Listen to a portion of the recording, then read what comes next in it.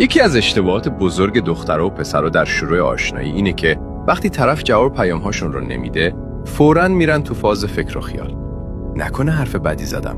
شاید باید دوباره پیام بدم. در حالی که باید اینو بدونی که سکوت خودش یه پیام واضحه.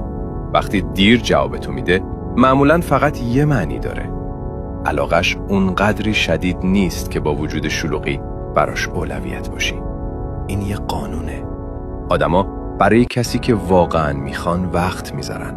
حرکت درست این نیست که سعی کنی علاقه رو به زور به دست بیاری.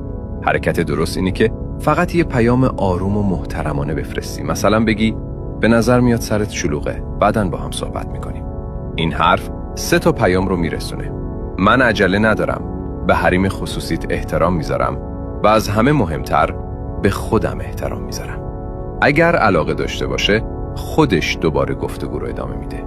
اگر همدیگه جوابی نیامد، بیخیال میشی، ولی حداقل میدونی احترام خودتو حفظ کردی. اگه به مطالب روانشناسی علاقه داری، بقیه پستامون رو ببین.